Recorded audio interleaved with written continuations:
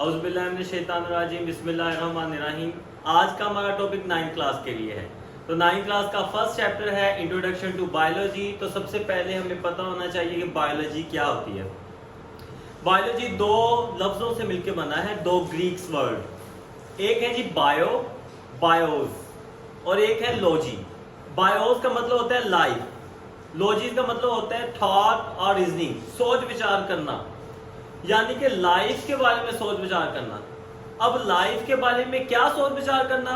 Life के बारे में ये सोच विचार करना कि लाइफ एग्जिस्ट कैसे करती है, कहां से शुरुआत हुई लाइफ की, कैसे अभी तक चल रही है, कैसे इसके अंदर वेरिएशन आ रही है, कैसे नस्ल परस्ती चलती है, कैसे कैरेक्टरिस्टिक एक जनरेशन से दूसरी जनरेशन में पहुंचते हैं। हमें 2.0 million types of animals and plants की टाइप्स मिलती हैं इस पूरी दुनिया के अंदर, तो वो कैसे इवॉल्व हुई हैं, ये सारा कुछ हम इंशाल्लाह बायो के अंदर पढ़ेंगे। और बायोलॉजी की definition, the scientific study of life is known as biology.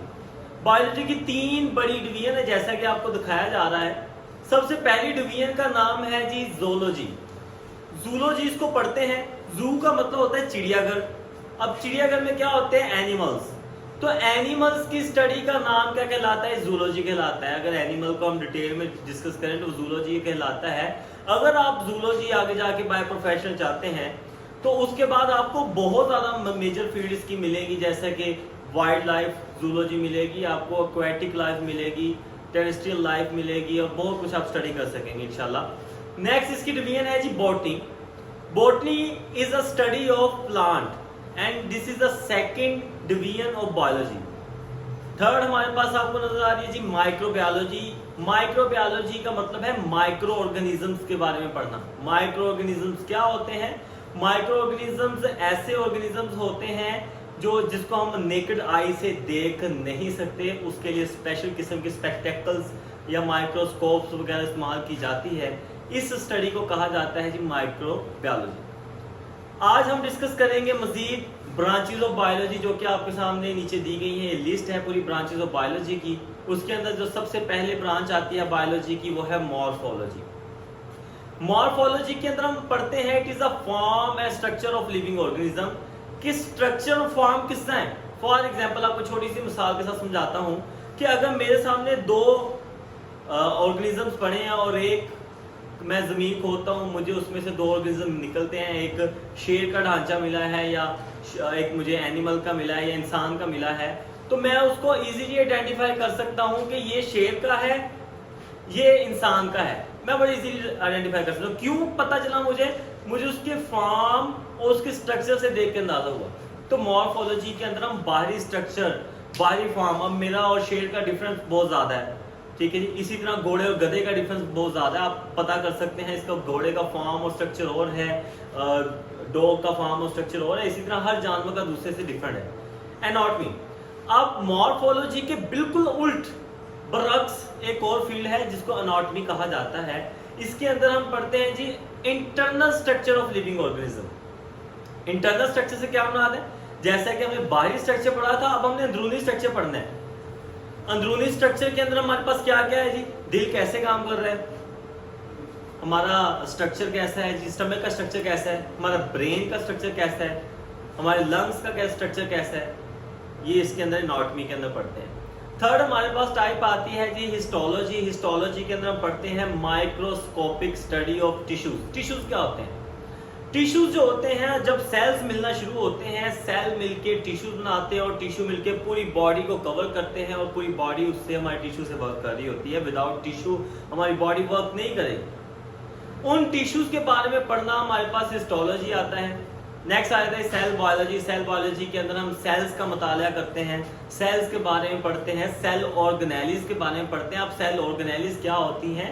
Cell organelles ऐसी अपार्टमेंट्स होते हैं, ऐसी प्लेसेस होती हैं जहां पे सेल अपने फंक्शंस को डिवाइड करके काम करवाता है, उनका मुताला पढ़ते हैं। आप पीछे 8th क्लास में पढ़ के आए होंगे, आप सेल डिवीजन के बारे में पढ़ते हैं सेल बायोलॉजी के अंदर। उसके बाद हमारे पास आती है जी टाइप फिजियोलॉजी। फिजियोलॉजी के अंदर हम फंक्शन के बारे में पढ़ते हैं, डिफरेंट ऑर्गन्स के, डिफरेंट पार्ट्स ऑफ बॉडी के, डिफरेंट सेल के, डिफरेंट टिश्यू के तमाम जो हम फिजियोलॉजी के अंदर पढ़ेंगे। जैसे कि मैं अगर आपको मिसाल के तौर पे बताऊं तो मेरी आंख जो है इसका फंक्शन है देखना, तो ये फिजियोलॉजी के अंदर पढ़ेंगे।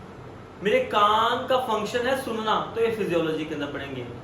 मेरे दिल का काम है, हार्ट का काम है पंपिंग ऑफ ब्लड, तो ये फिजियोलॉजी के अंदर पढ़ेंगे। नेक्स्ट हमारी टाइप है जेनेटिक्स। जेनेटिक्स के अंदर हम जीन्स का मुताला करते हैं। जीन्स क्या होते हैं? जीन्स से मुराद है वो smart part of DNA which contain all information of an organism.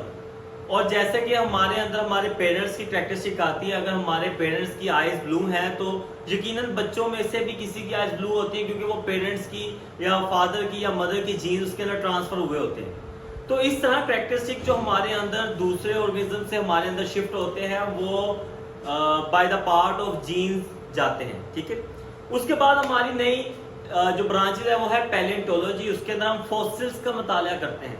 Fossils क्या होते हैं? फॉसिल्स ऐसे जानदार होते हैं जो कि पहले जिंदा थे, लेकिन किसी बिना पर, जल्जला आने की बिना पर या जमीन फट गई, कुछ भी जो पहले जमाने में होता था कि वोल्केनो की इरप्शन होती थी या उसकी डेथ हो गई, डेथ होने से वो जमीन में दफन हो गए।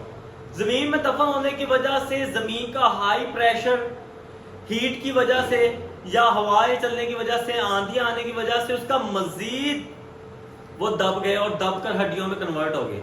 उन हड्डियों को फॉसिल्स कहा जाता है और उन फॉसिल्स के मुताले को पैलेंटोलॉजी कहा जाता है। इसके बाद आ जाता है हमारे पास एंटोमोलॉजी। एंटोमोलॉजी के अंदर हम पढ़ते हैं इंसेक्ट्स के बारे में, हशरात के बारे में पढ़ते हैं। All type of insects are studied in entomology. Pharmacology के अंदर हम पढ़ते हैं जी, फार्माकोलॉजी जो है इसके अंदर मेडिसिन्स के बारे में पढ़ते हैं कि मेडिसिन्स किस तरह हमारी बॉडी को अफेक्ट होती है। ये नहीं पढ़ते कि मेडिसिन किस तरह बनाई जाती है, ये पढ़ते हैं कि किस तरह मेडिसिन हमारे अंदर अफेक्ट करेगी, ये किस तरह वर्क करती है, उसके ऊपर हमारी जिंदगी के ऊपर किस तरह किरदार अदा करती है, हमें किस तरह फायदा देती है। अगर कोई मेडिसिन हमें फायदा दे रही है तो वो किस तरह फायदा दे रही है, अगर नहीं दे रही तो क्यों नहीं दे रही है, हम फार्माकोलॉजी के अंदर पढ़ते हैं। बायोटेक्नोलॉजी। बायोटेक्नोलॉजी जो है ये लेटेस्ट ब्रांच है जी बायोलॉजी की, जो कि उसके ऊपर बहुत ज्यादा वर्क हो रहा है और बहुत ज्यादा वर्क होने वाला अभी बाकी है।